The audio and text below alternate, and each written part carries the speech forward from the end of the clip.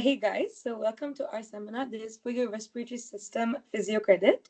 We're gonna go over like an overview of the lecture, and it's only going over the most the most important information. But then in your credit, you're also asked details. So we do recommend you study the lecture, study Ninja Nerd, and get detailed information. It will help you a lot.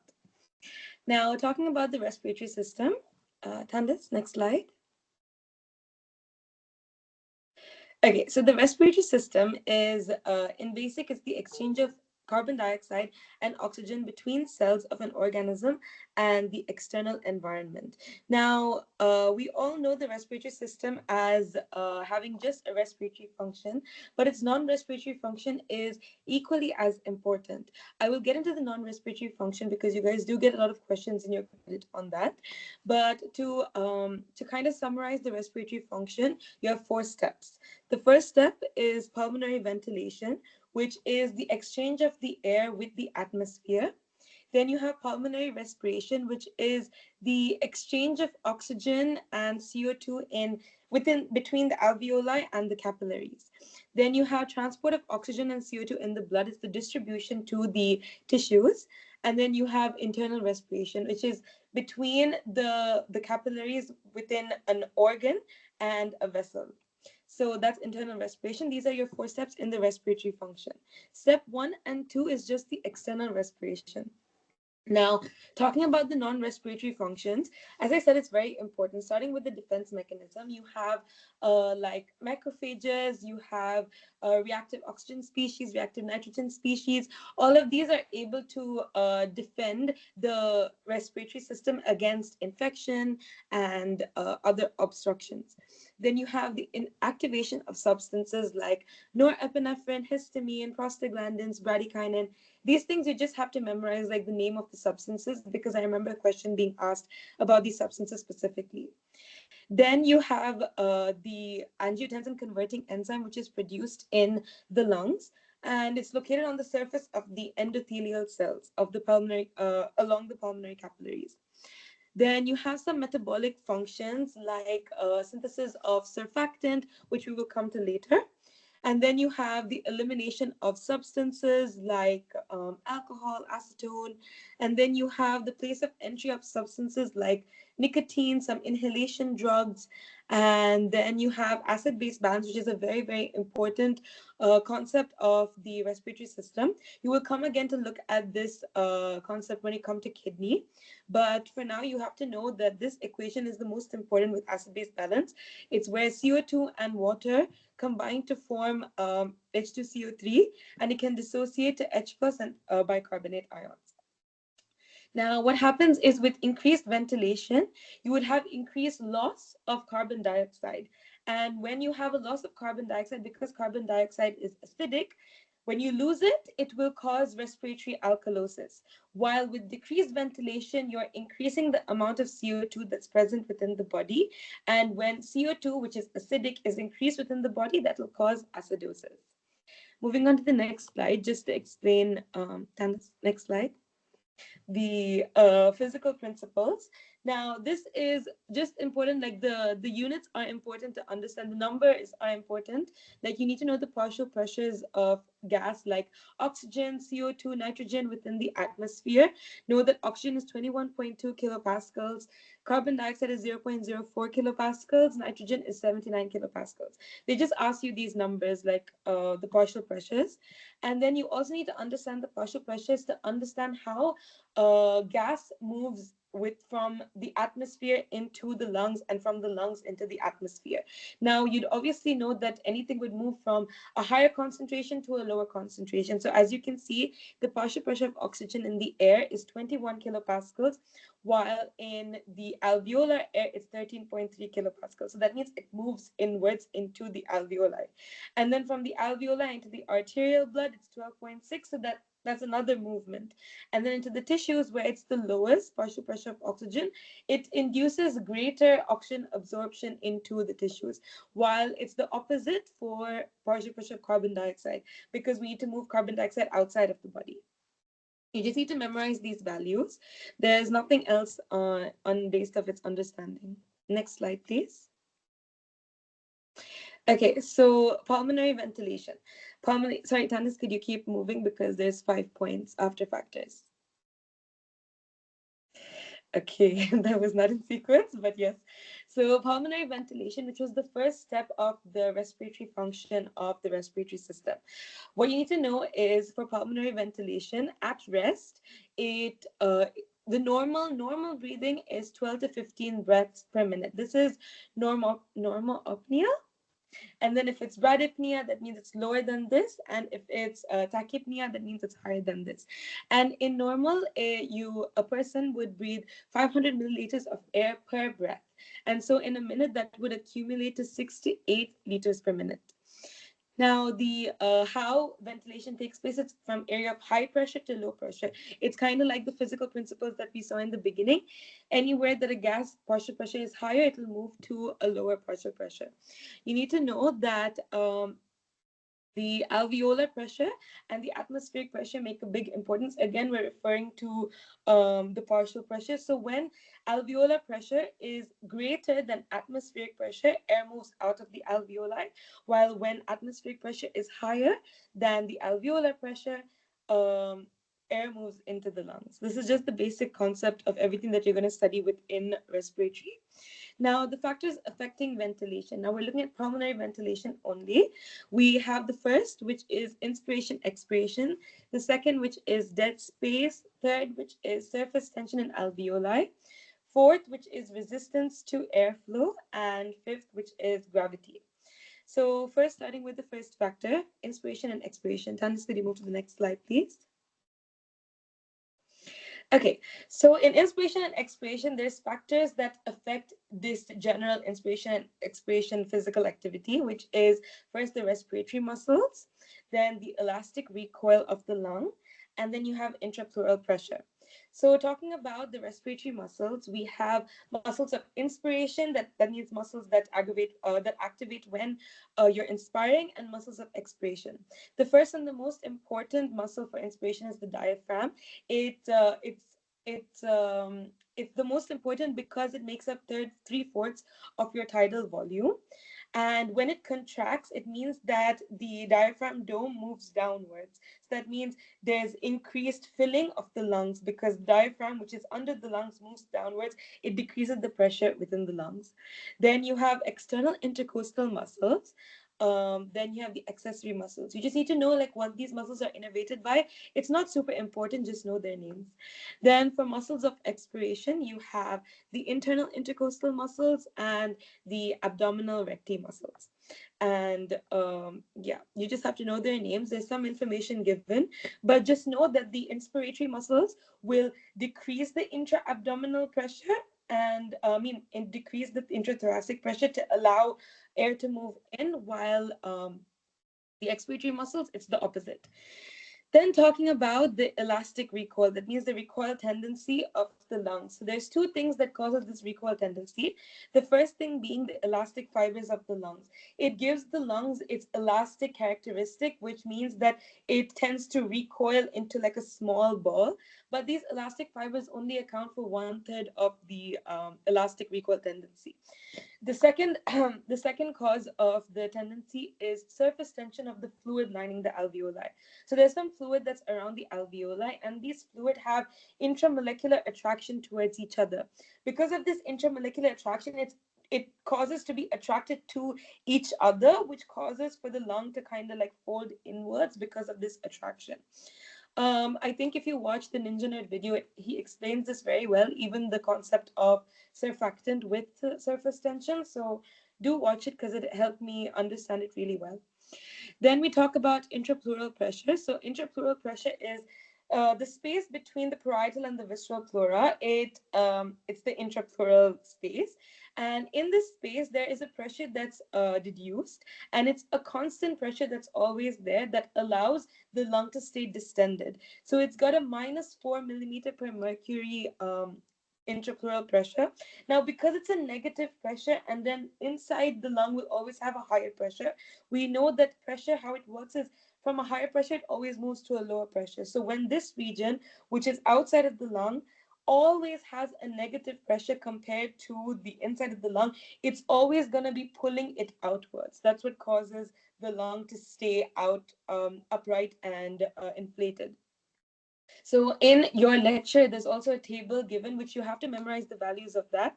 And in that table, it's very important because in the test I remember being asked a question about that.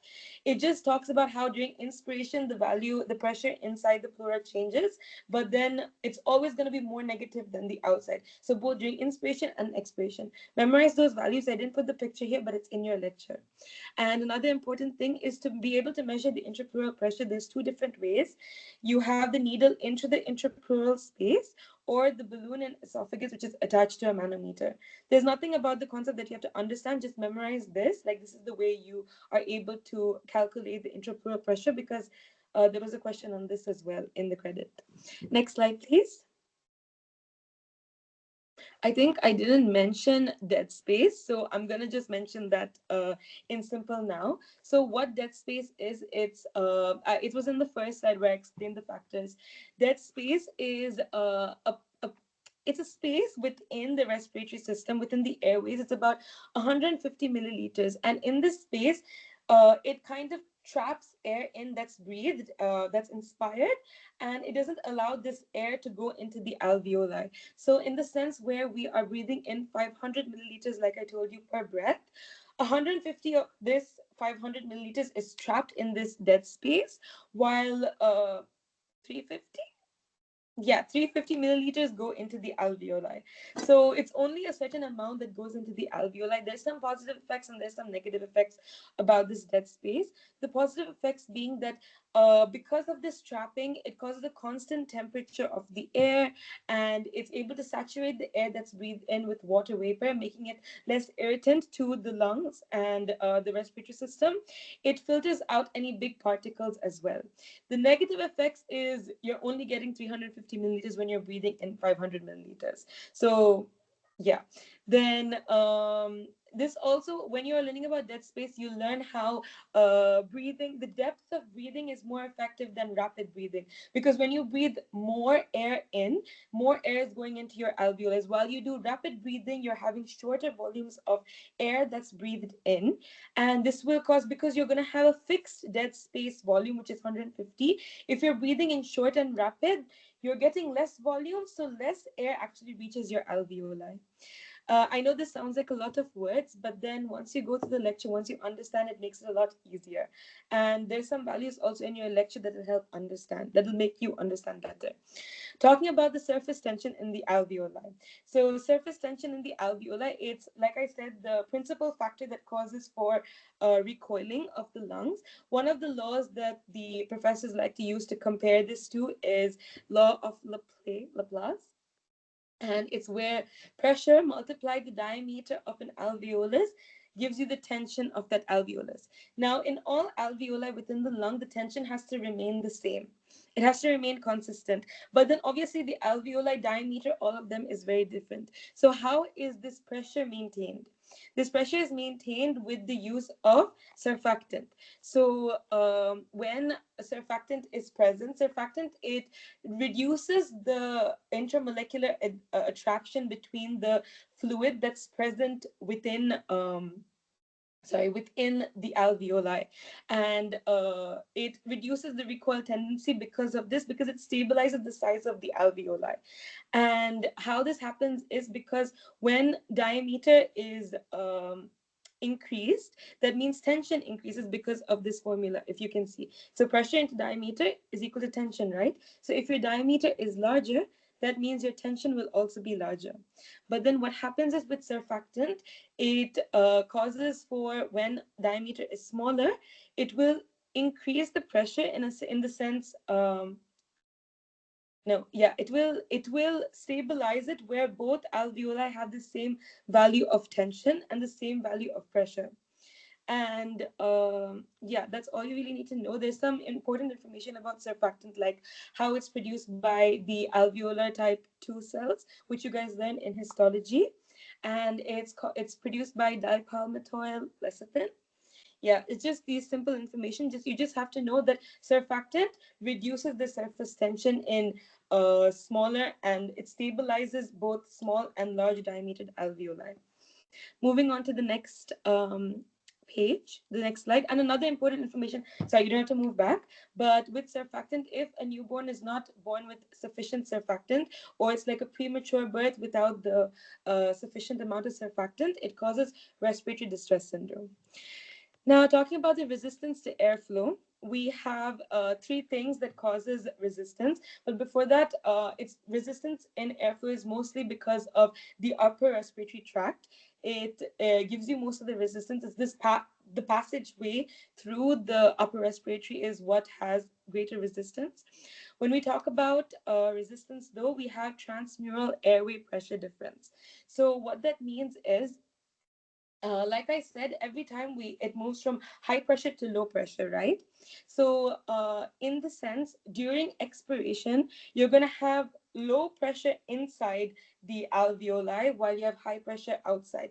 There's a kind of resistance where normally it will move from outside to in, and this is just talking about inside the alveoli. It's not talking about the lung and the atmosphere, but inside the lung. So in this sense, it's difficult for air to move out during expiration because of this transmural airway pressure.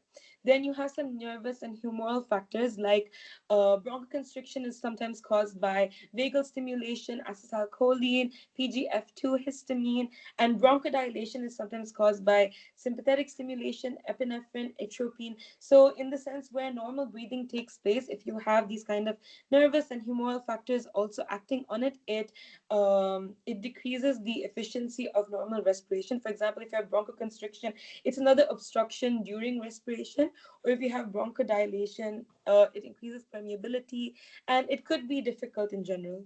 Then you have other factors like mucus. When there's too much mucus, like in cystic fibrosis, or mucus is too viscous, then this can also become a resistance. In eosinophils causing allergy, if there's a tumor, that also acts as an obstruction. So all of these ways are important to like remember. Then the next and last effect, Tandis, next slide, yes. It's the effects of gravity. So we know with gravity, air, whatever we move, whatever we inhale, it is greater, there's greater ventilation moving upwards towards the apex than lower, because that's how air works. Yeah, we have greater ventilation in the higher alveoli, while there's lower ventilation in the bottom parts of our lungs. Now, it's not just because of gravity, but because we also, this is something that I researched on my own, and they also said it in Ninja Nerd. It's where gravity causes more. There's more negative pleural pressure at the apex. Now, like I said, we always move from higher pressure to lower pressure. So because there's more negative pleural pressure in the apex, with the movement of pressure, with the gradient of pressure, the pressure gradient, air is going to move and settle in the apex than in the base of the lung. And that's just another concept that also affects this ventilation. But you just have to know that gravity has the biggest effect in that sense. And I think Tandis will explain the ventilation perfusion ratio later. But yeah, that's all there is. What's the next slide, Tandis? Yeah, so that's all from me. um, I'll hand it to Tandis now.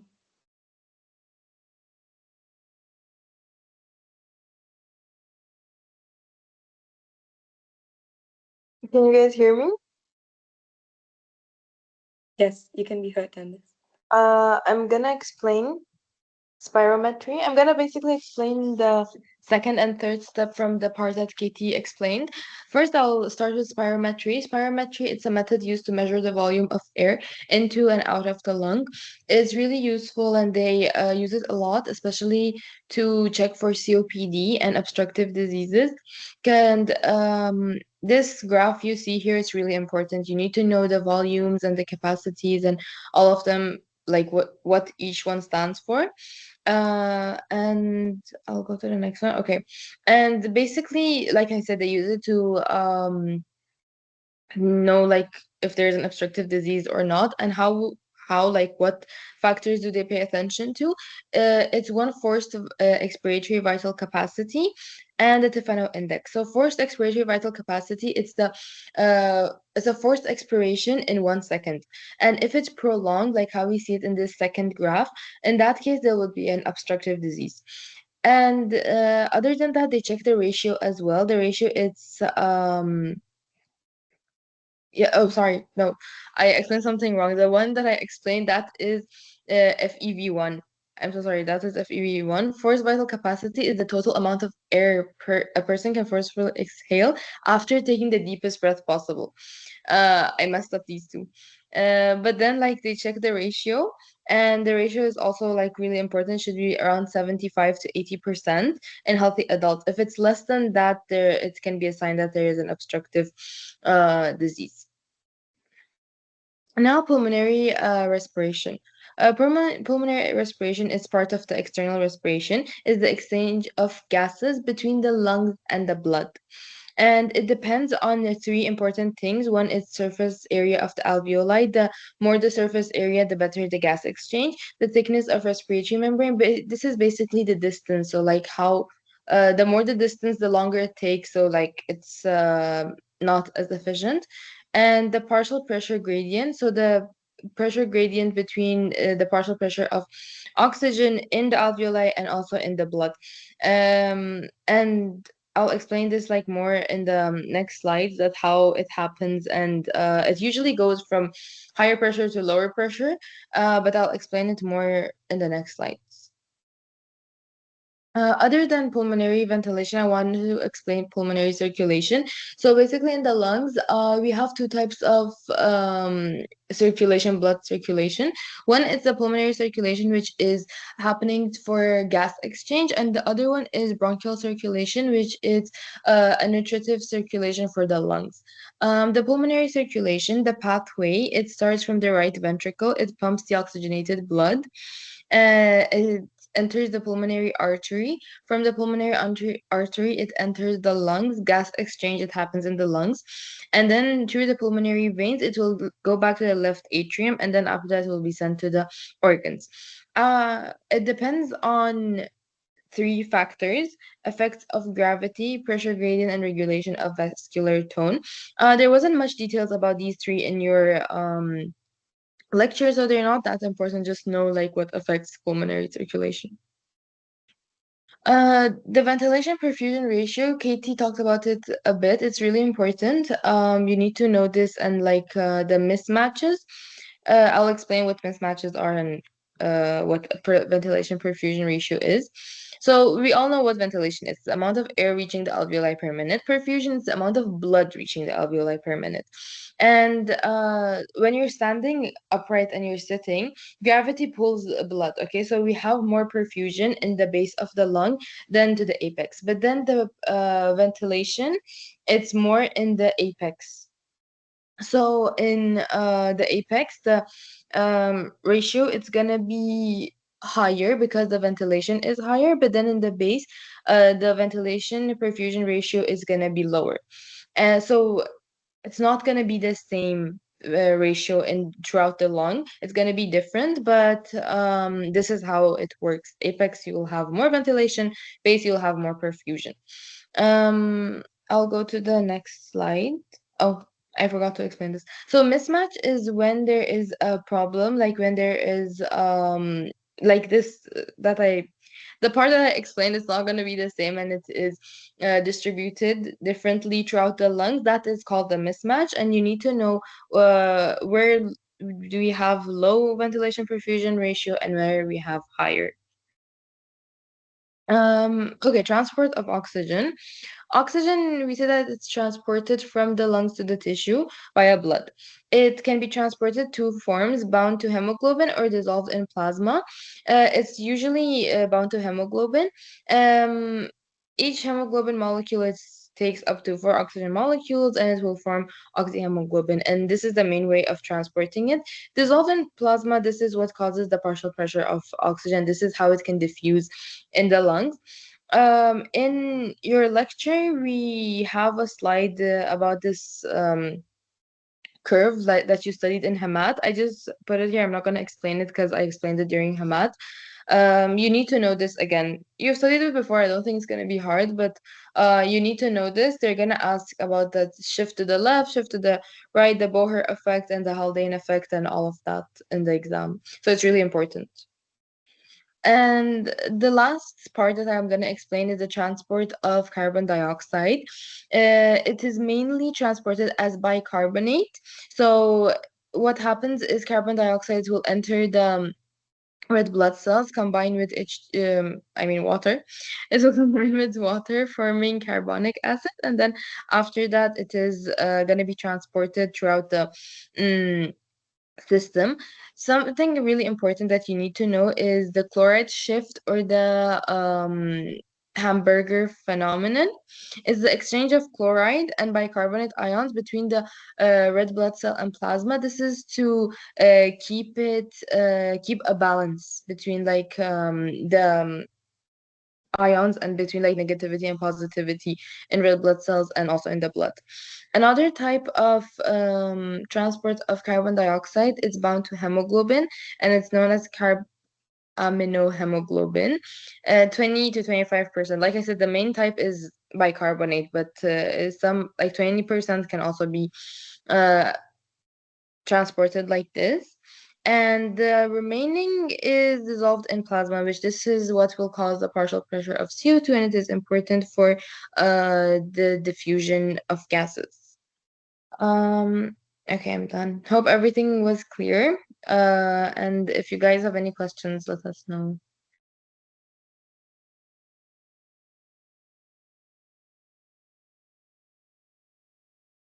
Alaa, now it's for you. Yeah, I'm waiting for you to change the slides. Okay. So, I'm gonna talk about the I mean, obviously, we're all speaking about the physiology of respiration, but I'm going to speak about the mechanism in which it happens. Like, we don't just breathe in and out automatically, there's a process behind it. So, firstly, there's a graph in your presentation, and it speaks about the Haldane effect. So, look into the explanation of the graph and try to understand it. But basically, what it's saying is that when the partial pressure of oxygen is low, like for example, if you're in a high altitude, the red blood cells will hold more carbon dioxide. And the physiology behind it, or the reasoning behind it, like how this benefits us, is that when the blood goes to the lungs, it can release more carbon dioxide, and when it goes to the tissues, it can take more carbon dioxide from the tissues. Okay, now on to the actual topic. So the respiratory center is in the medulla oblongata and the pons. The center consists of the dorsal respiratory group, the ventral respiratory group, the pneumotaxic center, and the apneustic center. And each one of these groups or centers has its own function, which is mentioned in your presentation. So make sure to know each one. And inspiration, we need to know that it's active. So it's active and it uses inspiratory muscles. And it's activated by the dorsal respiratory group. So the dorsal respiratory group is responsible for inspiration. However, for expiration, it's passive. It just happens, like it doesn't use specific muscles. Some muscles are mentioned. However, it's for the most part, you can just say it's passive. The pneumotaxic center inhibits the dorsal respiratory group, because obviously you can't be breathing in all the time, then that's going to lead to hyperventilation. And also when there is lung inflation, so let's say I just breathed in, my lungs are inflated, they're filled with air. The stretch receptors are going to be activated, and the vagus nerve through the stretch receptors is going to stop the dorsal respiratory group from continuing inspiration. Okay, continue slides. Okay, so for breathing control, many things exist in our body to let us know, like right now we need to hyperventilate, right now we need to hypoventilate. So for chemoreceptors, we have peripheral or central chemoreceptors. The peripheral ones are present in the carotid and aortic bodies, and they have specific stimuli which activate them. So those stimuli are carbon dioxide or hydrogen ions, or low partial pressure of oxygen. So if there's less oxygen in the air, if there's less oxygen dissolved in the plasma, they'll be activated. And when the chemoreceptors are activated, they activate the dorsal respiratory group. So they let us know that we need to start breathing in more. Now, what you need to know for sure is that the partial pressure of oxygen is what's being monitored, not the oxygen content. So what the body is monitoring is how much oxygen is dissolved in the plasma and how much oxygen is in the atmosphere, not how much oxygen is being held in the red blood cells. All right, guys, so make sure to know that. However, in some circumstances, like anemia and carbon monoxide poisoning, the chemoreceptors aren't activated, so it doesn't cause hyperventilation. And if you like link it, so anemia, basically the problem, the issue with anemia is there's less iron, there's less hemoglobin, so there's less oxygen content in the red blood cells. So we just said that's not even being monitored. So that's why anemia is not detected and doesn't lead to hyperventilation. Now, as for central chemoreceptors, they are triggered by the partial pressure of carbon dioxide and by hydrogen ions. So we can say they are triggered by acidosis, whether it's metabolic or respiratory. So in general, for respiration, if we're gonna give a summary, the major determinant is the partial pressure of carbon dioxide in the body. And there are some other voluntary controls like breath holding or panic attacks. So these things are more of like breath holding, for example, it's something we can do ourselves. It's not really done by the body. And panic attacks are like when someone's having some anxiety or fear. Other controls can be by temperature, bioreceptors, adrenaline, and anesthetics, which are drugs which stop pain and consciousness. Okay, I'm done with the slide.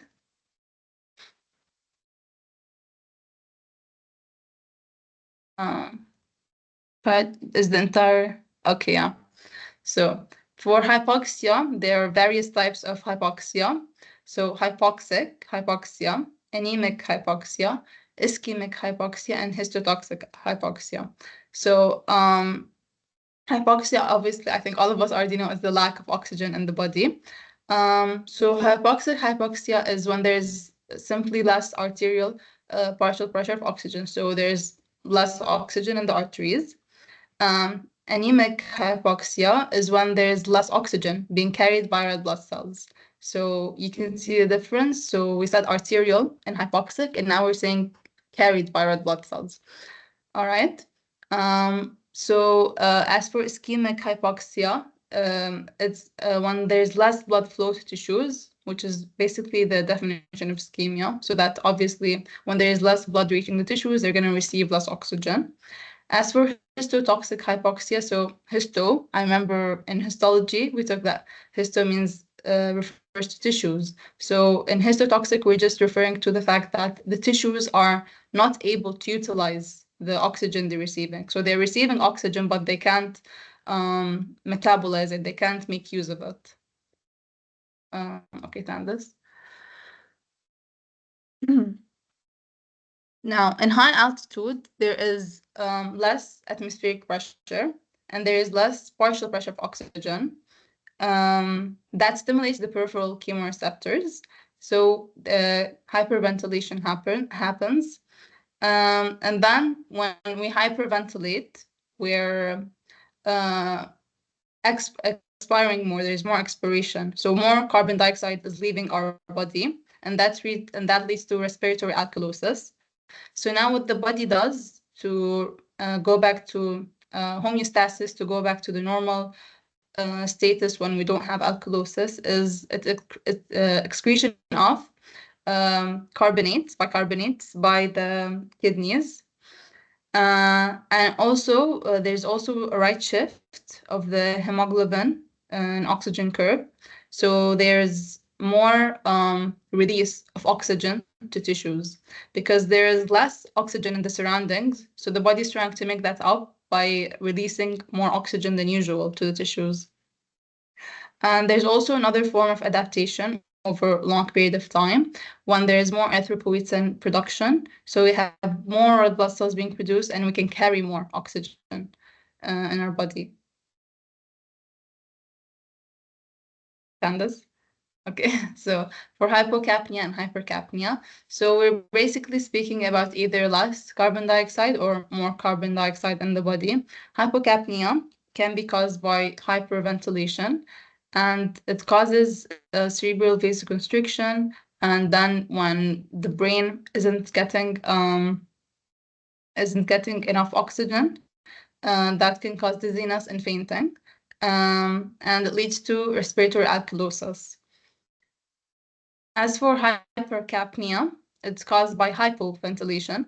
So it causes cerebral vasodilation. And when more carbon dioxide is going to the brain, that causes headache and confusion. And the headache is also caused by the vasodilation. So there's more blood flow to the brain, which causes headaches in general. So in severe cases, this can cause carbon dioxide narcosis, which is dangerous and severe. And it's elaborated more in your lecture.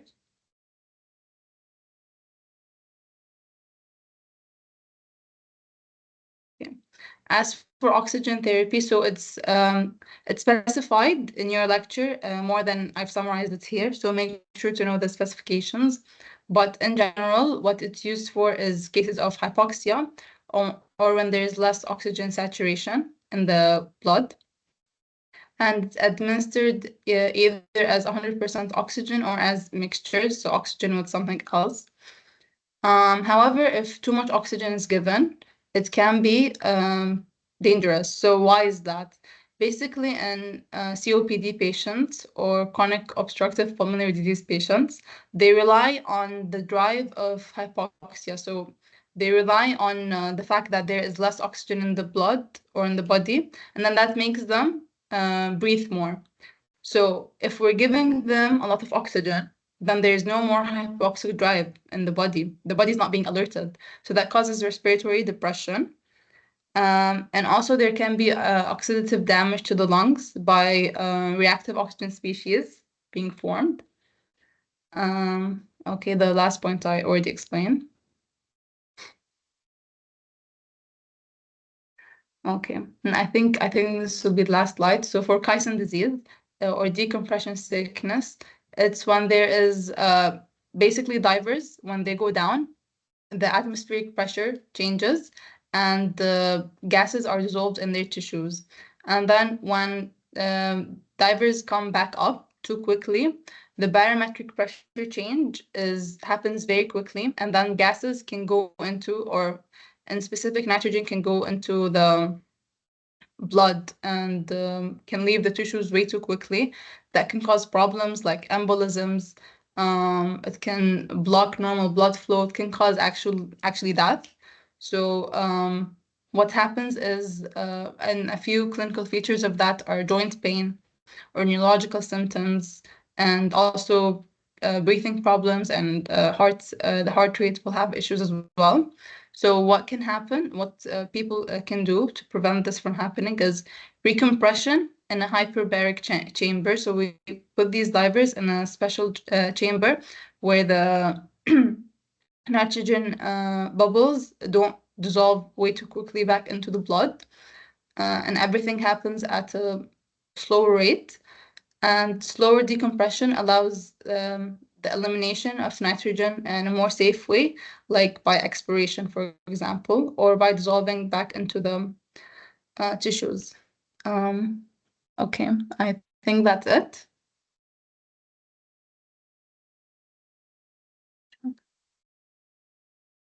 Yeah, okay, that should be it. So if anyone has any questions, you guys can ask us. You can, I don't know, ask in the chat, or you can unmute.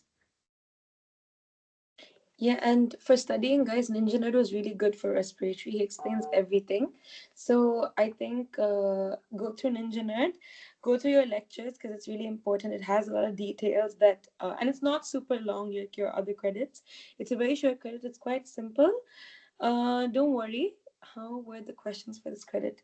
It was not difficult. I feel like respiratory was one of the easiest credits that we had for pathophys. Yes. No, physio. Physiology. Let me stop recording.